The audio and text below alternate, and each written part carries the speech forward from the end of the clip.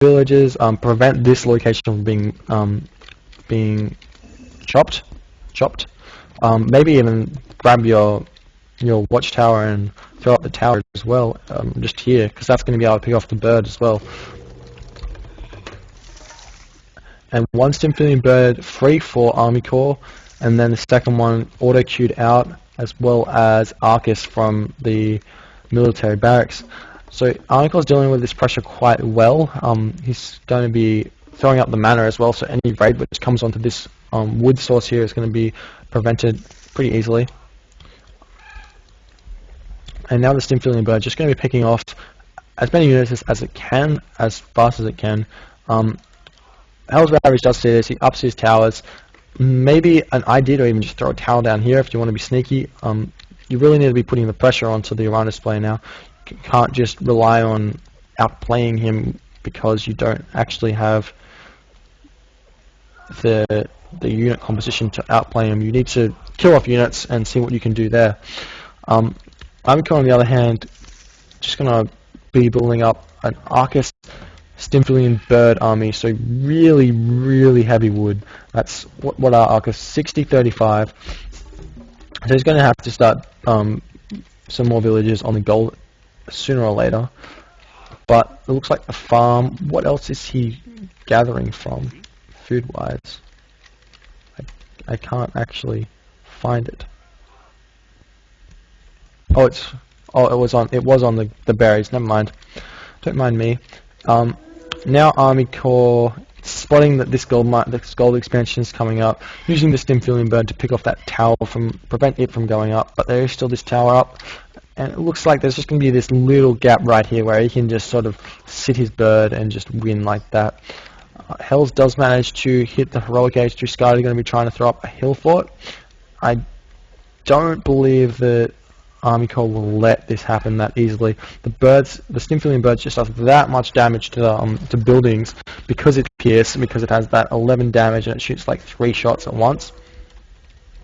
It's incredibly effective.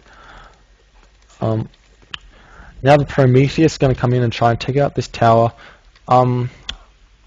Hells is going to be attempting to grab this gold mine, and he's going to be throwing down a hill fort, but it looks like Army Corps is just one step ahead of him. Already got this scouted, got this prevented, so he's prevented that from going up. Even picking off a frost giant, which is quite nice. Throwing down the Hesperid's tree, going to be able to produce some dryads with that extra gold, and to really counter that raiding cavalry army of Army Corps. And also, but Hells is doing quite a good job now. He's trying to pick off stray units, which is always good, especially because they're so expensive at 60 wood and 35 gold. And we're going to see if Hells is able to get this second gold mine or not. That's what it's going to come down to. If Hells gets it, then it's going to be quite nice. The hill fort, however, looks like it's going to be able to get up. How it's going to be quite low on health. The Stimphilian bird doesn't have enough range to really deal with this hill fort. However, he still can move the bird just like onto this wood here, and then start focusing down the wolves one by one. And we'll see him do that there. We'll see him just sit the bird right here, set him onto passive stance, and then just completely destroy all those dwarves if possible, if it's in range, which it looks like it is. And you just see the amount of damage that it does. Just picks off one dwarf one by one. This is not going to be easy for Hells to come back in. And once this frost finishes, and he has all of them dryads as well, he's just going to be able to push in here, pick off the Herser, and then let the dryads do the rest. And the Stimphilian bird is just doing so much damage to the dwarves. Hell's sitting on next to no gold, has 32 favor, can't spend any of that. Does manage to pick off that ox cart as well, so that's going to be a pretty big win for him there. Army Corps not exactly focus firing though with his Arcus. Really needed to be thinking about killing off that Frost Giant and killing off the Herser first, and then killing off the raiding cavalry. Would have really destroyed this battle much more than he already did, and really come out ahead instead of relatively even. However, Hells does GG there, just because there's nothing he can do. He doesn't have any gold, doesn't have anything really to deal with Army Corps' just position in the game.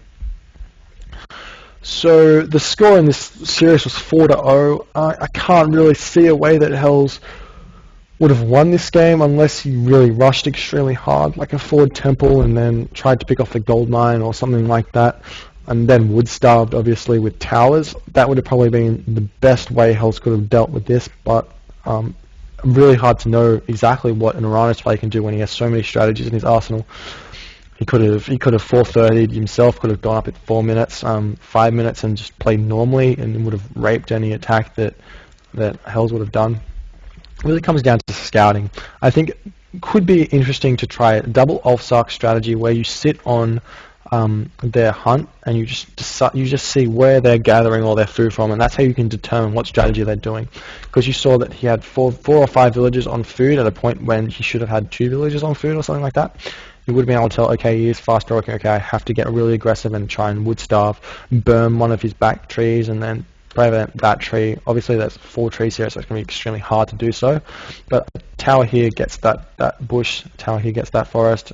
So 4 towers probably could have contained, and maybe one. But that being said, I'm just theory crafting, so I've got no idea. Extremely well played by Armycore. Great strategy, great strategic choice, great decision making in this game. I don't think he could have done it much better apart from that engagement there. However, he won the game regardless, so it doesn't really matter. My name is BoIt, and I hope you enjoyed this Sunday Classic. I will be uploading it to YouTube, so if you are watching this on YouTube, do remember that I really love comments. I'll reply to all of them, or if you ask me a question or whatever. Also, remember to subscribe to me and follow me at www.twitch.tv/IamBoIt, that's BoIt.